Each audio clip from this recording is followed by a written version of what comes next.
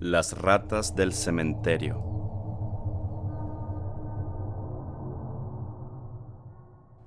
El anciano Mason, guardián de uno de los cementerios más antiguos de Salem, mantenía una verdadera guerra con las ratas.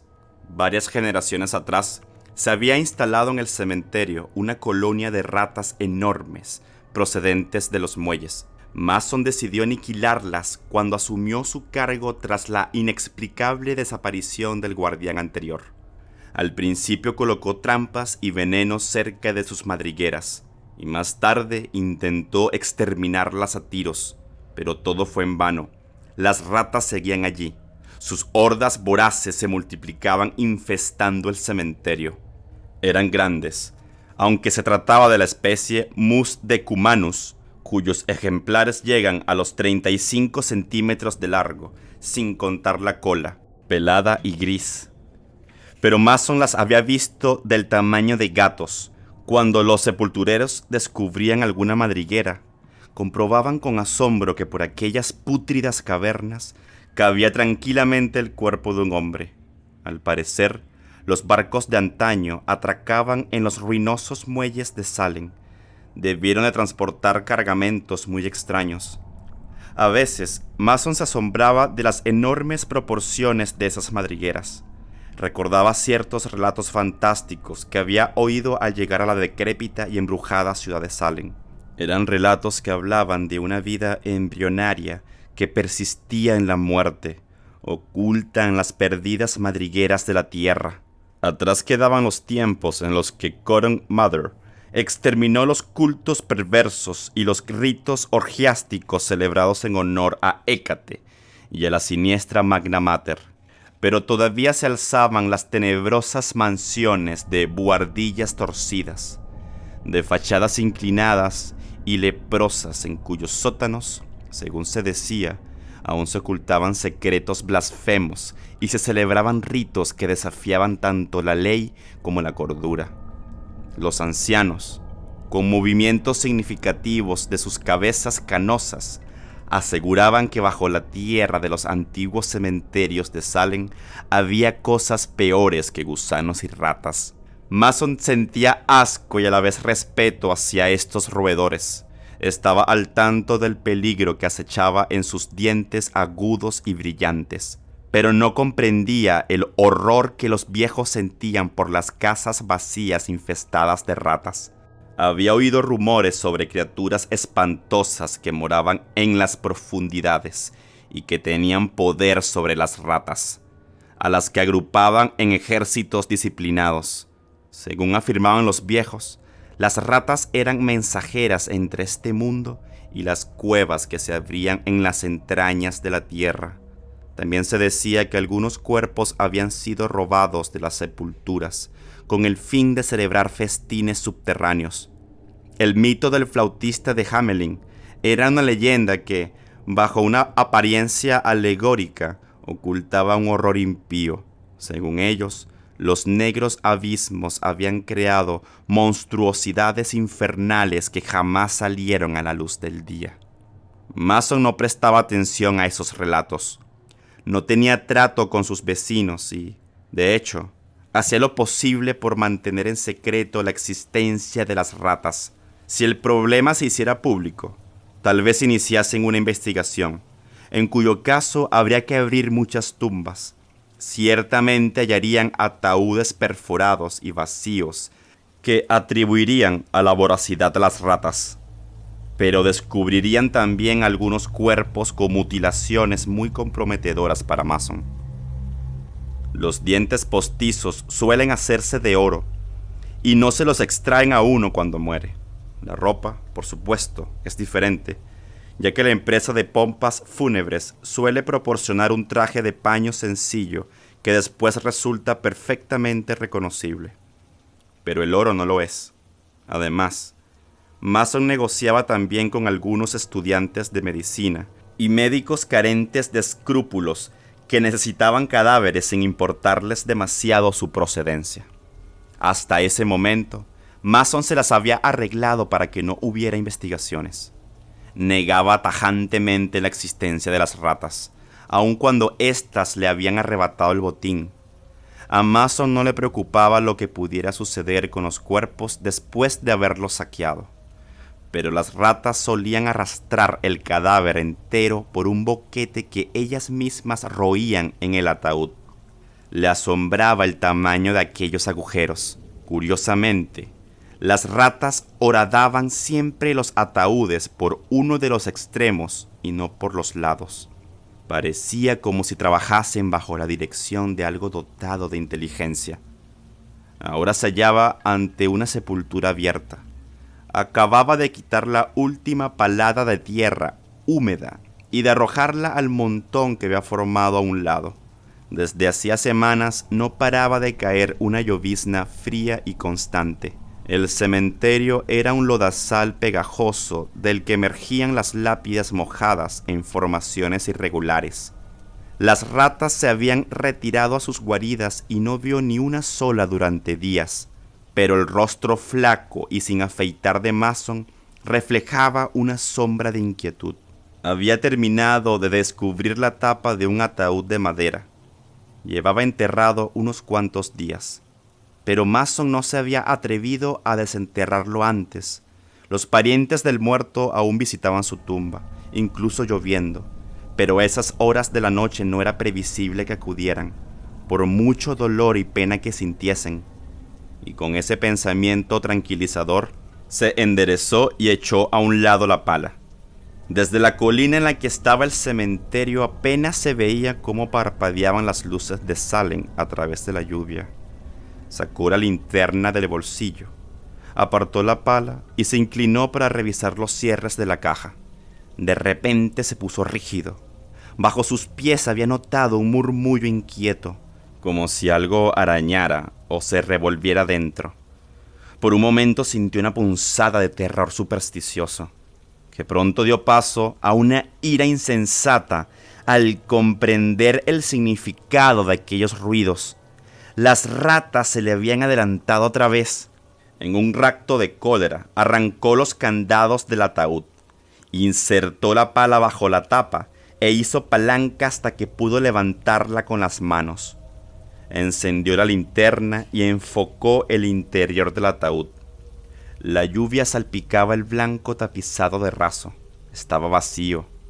Mason percibió un movimiento furtivo en la cabecera de la caja y dirigió la luz hacia allí.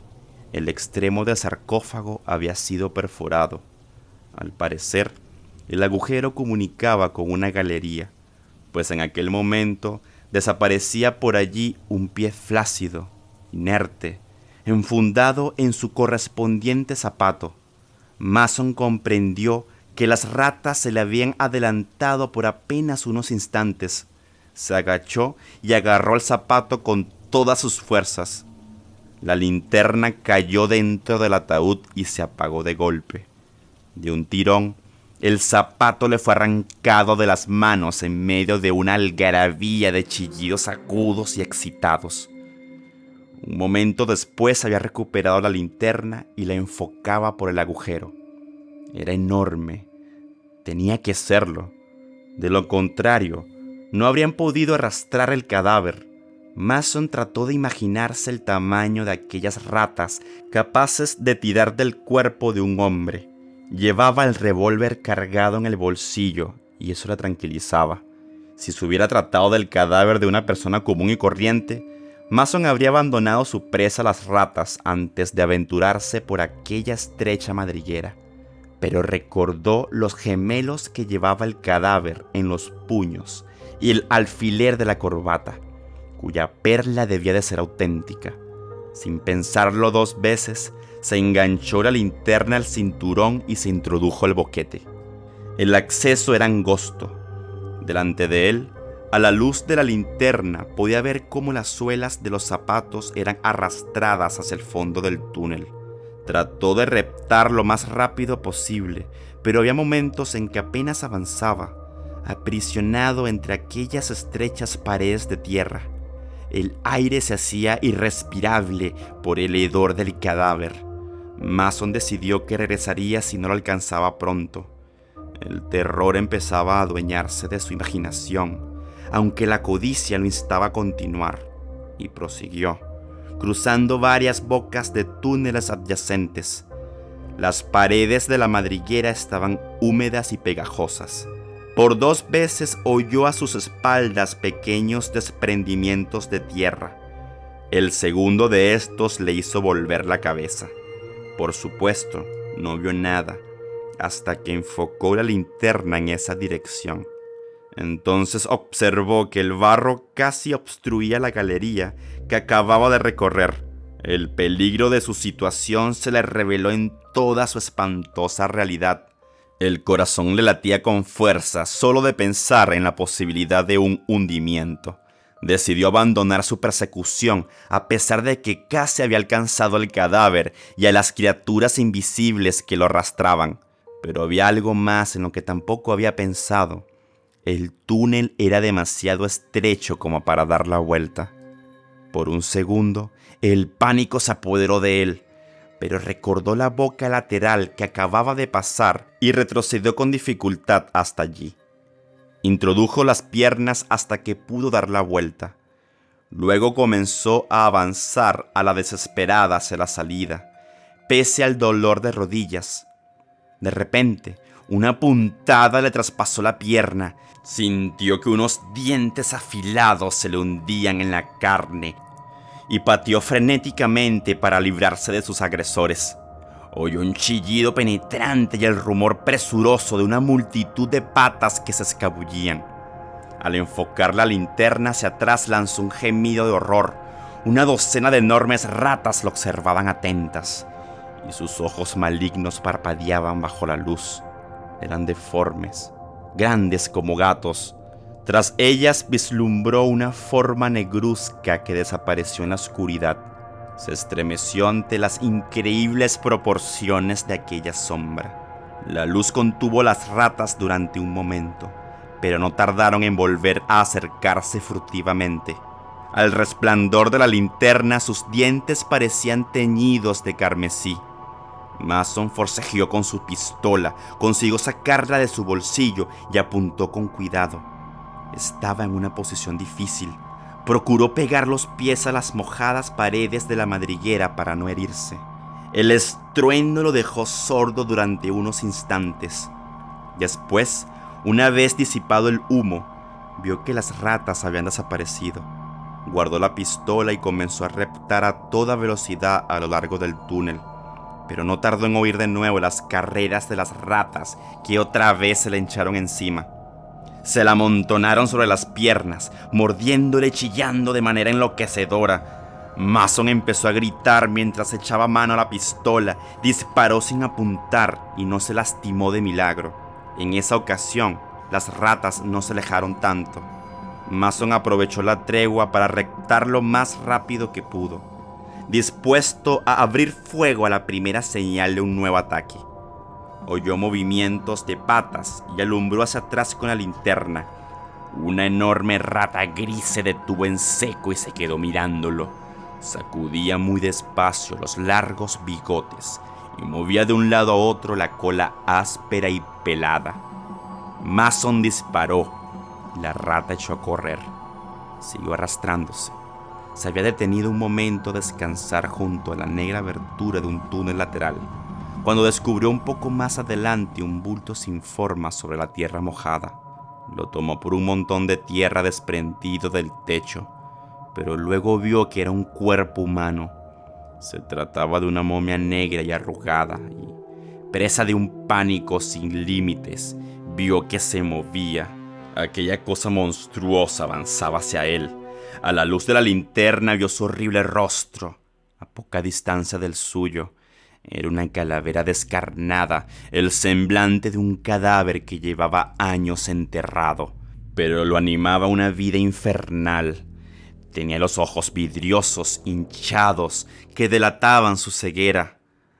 Al avanzar hacia Mason lanzó un gemido plañidero y entreabrió sus labios pustulosos y desgarrados en una mueca de hambre espantosa. Mason sintió que se le helaba la sangre. Cuando aquel horror estaba ya a punto de rozarle, Mason se precipitó frenético por la abertura lateral. Oyó arañar en la tierra sus pies y el confuso gruñido de la criatura que le seguía de cerca. Mason miró por encima del hombro, gritó y trató de avanzar desesperadamente por la estrecha galería. Rectaba con torpeza. Las piedras afiladas le lastimaban las manos y las rodillas.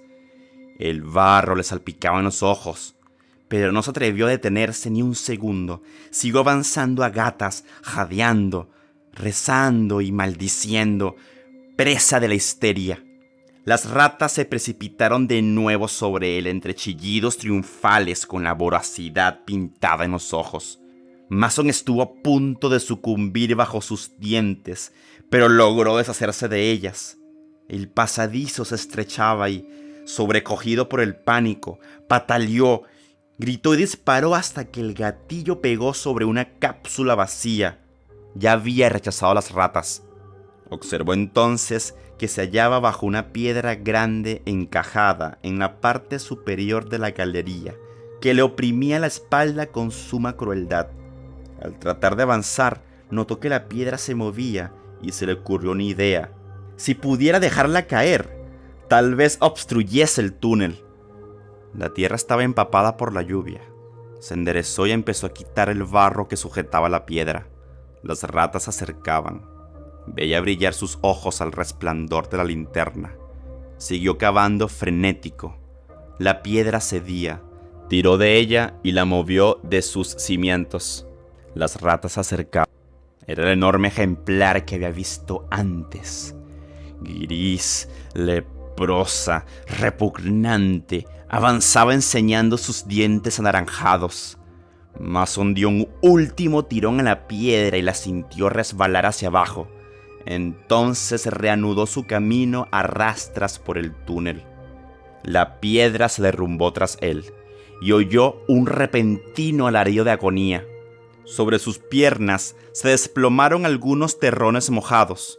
Más adelante le atrapó los pies un desprendimiento considerable del que logró zafarse a duras penas. El túnel entero se estaba desmoronando. Jadeando de terror, avanzaba mientras la tierra se desprendía. El túnel seguía estrechándose, hasta que llegó un momento en el que apenas pudo hacer uso de manos y piernas para avanzar. Se retorció como una anguila hasta que, de pronto, notó un jirón de raso bajo sus dedos crispados. Luego su cabeza chocó contra algo que le impedía avanzar. Movió las piernas y comprobó que no las tenía presadas por la tierra desprendida. Estaba boca abajo. Al tratar de incorporarse, se encontró con que el techo del túnel se hallaba a escasos centímetros de su espalda. Estaba descompuesto de puro terror. Al salirle el paso aquel ser espantoso y ciego, se había desviado por un túnel lateral, por un túnel que no tenía salida. Se encontraba en un ataúd vacío, al que había entrado por el agujero que las ratas habían practicado en su extremo. Intentó ponerse boca arriba, pero no pudo. La tapa del ataúd lo mantenía inexorablemente inmóvil. Tomó aliento e hizo fuerza contra la tapa. Era inamovible, e incluso aunque lograse escapar del sarcófago, ¿cómo podía excavar una salida a través del 1,5 metros de tierra que tenía encima? Le costaba respirar.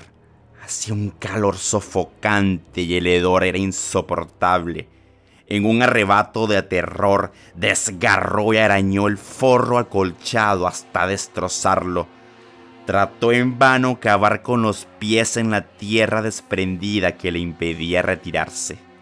Si lograra cambiar de postura, podría excavar con las uñas una salida hacia el aire. Hacia el aire. Una agonía candente penetró en su pecho. El pulso le dolía en los globos oculares. Parecía como si la cabeza se le fuera hinchando y estuviera a punto de estallar. De pronto oyó los triunfales chillidos de las ratas. Comenzó a gritar enloquecido, pero ya no pudo rechazarlas. Durante un momento se revolvió histérico en su estrecha prisión y luego se calmó, boqueando por falta de aire. Cerró los ojos. Sacó la lengua ennegrecida y se hundió en la negrura de la muerte, mientras los locos chillidos de las ratas le perforaban los oídos.